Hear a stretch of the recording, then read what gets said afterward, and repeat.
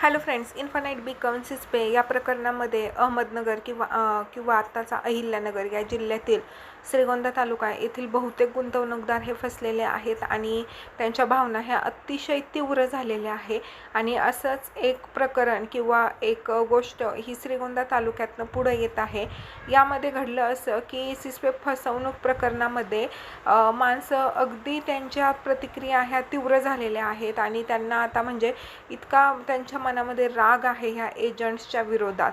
आणि अशीच एक घटना श्रीगोंद्यामध्ये झालेली आहे. श्रीगोंद्यामध्ये बँक ऑफ महाराष्ट्र या ठिकाणी एक एजंट स्वतःचं ठेवलेलं सोनं हे सोडवण्यासाठी आला होता आणि त्यावेळेस त्या एजंटला तिथल्या काही लोकांनी पाहिलं, म्हणजे ज्यांनी त्या एजंट थ्रू पैसे सिस्पेमध्ये किंवा इन्फानाइट बीकन या कंपनीमध्ये लावलेले होते. आणि खरं जर विचार केलं तर ह्या एजंट लोकांनी सुद्धा खूप हमी दिली होती गुंतवणूकदारांना की तुम्ही काहीही काळजी करू नका, आमच्या विश्वासावर पैसे ठेवा. आणि ज्या वेळेस अशी हमी कुठून देण्यात येते त्यावेळेस एक विश्वास असतो. आता सगळ्यांना याच्यामध्ये पैसे टाकलेल्या बहुतांश लोकांना माहीत होतं ही स्कीम फ्रॉड आहे आणि यातनं कधी ना कधी गदा भेटणार आहे. परंतु जे हमी देण्यात येत होतं, जे पॉझिटिव्ह बोलण्यात येत होतं, जे अकाउंट दाखवण्यात येत होते, गळ्यातलं अंगावरचं सोनं नाणं, गाड्या, घरं, बंगले दाखवण्यात येत होते, त्यामुळे साहजिकच एक तर लालची बुरी बला आहे आणि पटकन माणूस लालचेमध्ये जातो.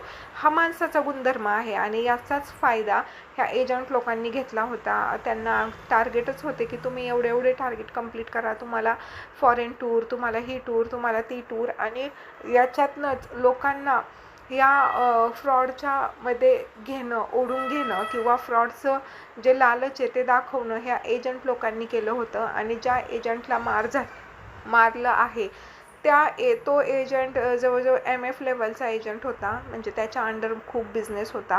ते जे कमिशन होतं त्या एजंटला तेही भरपूर मोठ्या प्रमाणात कमिशन त्या एजंटला येत होतं. आणि त्यामुळेच मग तिथं जे लोक होते त्यांची प्रतिक्रिया एकच होती की आमचे पैसे कधी येणार, आमचे पैसे मिळणार की नाही मिळणार, आणि जर तिकडून कंपनी थ्रू पैसे येणार नसतील तर तुम्ही आमचे पैसे द्या.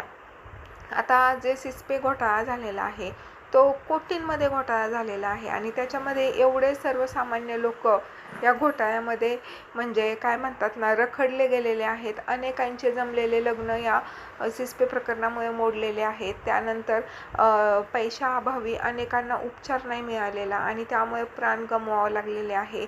त्यानंतर एजंटच्या घरासमोर विष पिल्याचे सुद्धा न्यूज मागं आल्या होत्या. त्यानंतर अनेक लोकांना त्यांच्या जमिनी अक्षरशः खरंच विकाव्या लागलेल्या आहेत, कारण बहुतेक लोक असे होते की ज्यांनी इकडून तिकडून पैसे उचलले होते 2 रुपये 3 रुपये टक्क्यांनी आणि ह्या सिस्पेमध्ये टाकलेले होते. का तर इथे 9 ते 10% जो रेट होता याचा पैसे येण्याचा तो होता आणि त्यामुळे मग लोकांना असं वाटत होतं मधलं जे 6 ते 8-9% गॅप आहे ते आपल्याला मिळतंय.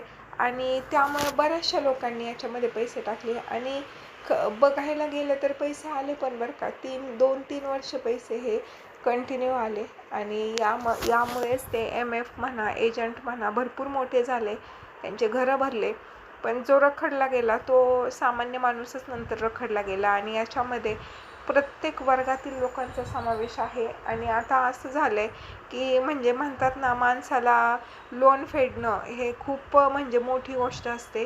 कारण तुम्ही जर विचार केला, समजा एखाद्याने लोन घेतलंय, समजा एक उदाहरण 2 लाखाचं लोन उचललंय 3 रुपये टक्क्याने आणि ते सिस्पेमध्ये टाकले, तर त्याचे ते 2 लाख तर गेलेच ना, गेले ते. पण आता त्याला पुन्हा लोन मिटवायचं म्हटल्यावर त्याला 2 लाख रुपये लोन स्वतःच्या खिशातनं मिटवायचं प्लस 3% व्याज, म्हणजे त्या 2 लाखाचे त्याला जवळजवळ 4-4.5 लाख रुपये हे भरायचे.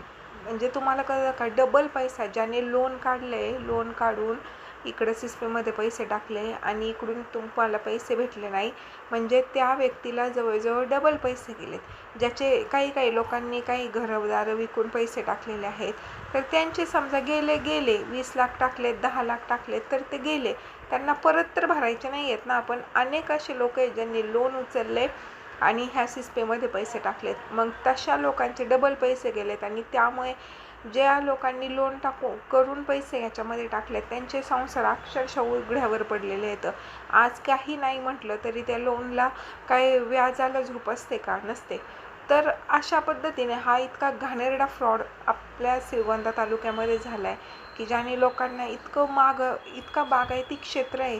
श्रीगोंदा झालं, हिरडगाव झालं, राशन झालं, सुपा, हे सुपा तर नाही पण हे इतका बागायती क्षेत्र आहे. ह्या बागायती क्षेत्रातले लोक जवळजवळ नाही का याच्या सिस्पेमध्ये खूप बुडालेले आहेत. त्यामुळे जर कधी पुन्हा अशी जर स्कीम आली तर कृपया करून कुठल्याच एजंटच्या सोन्याला, गाडीला, बंगल्याला भाळू नका आणि पुन्हा कधीच अशा स्कीममध्ये पैसा टाकू नका. आणि हे जे एजंट लोकांना मारले, आता हे म्हणजे काय म्हणतात ना, यांनी सुद्धा काहीच होणार नाही आहे. ते एजंट लोक त्यांची ऐपत असली तरी देणार तरी कुणाकुणाचे पैसे ना. इतक्या लोकांना त्यांनी ह्या स्कॅममध्ये ओरबाडून घेतलंय तर ते देणार तरी म्हणजे कुणाकुणाचे तोंड बंद करणार. त्यामुळे तेही म्हणतात आमच्याकडे पैसेच नाही आहेत आणि त्यांना हाणून आणि मारून काही होणार नाही. उलट आपल्यावरतीच हाणणाऱ्या मारणाऱ्यावरतीच केस, गुन्हे, आणखी आयुष्य खराब होण्याचे कामं येतं. त्या एजंट लोकांकडे पैसा आहे, मॅनेज करू शकतात. त्यामुळं शांततेतच हे करा. आता अशा गोष्टी आहेत की सरकार पैसे देऊ इच्छित आहे, ते फ्रीज केलेले आहे अमाऊंट. हे मागच्या वेळेस आपण हे न्यूज पाहिल्या होत्या. तर बघू आता काय होतंय. असेल नशिबात भेटतील का नाही भेटतील माहीत नाही. परंतु प्रत्येक काय म्हणतात ना, अंधारानंतर उजेड असतो. तसं जे काही लोक याच्यामध्ये रखडलेत किंवा ज्या स्कॅममध्ये ज्यांना कुणाला खूपच म्हणजे व्याजाने पैसे काढलेत, काहींच्या जमिनी गेल्यात, तर टेन्शन घेऊ नका. काय म्हणतात ना, माणसामध्ये जीव असेल आणि इच्छाशक्ती असेल तर माणूस पुन्हा शून्यातून उभं राहू शकतं. त्यामुळं लय पण विचार करू नका आणि चुकीचं पाऊल उचलू नका. ठीक आहे, धन्यवाद.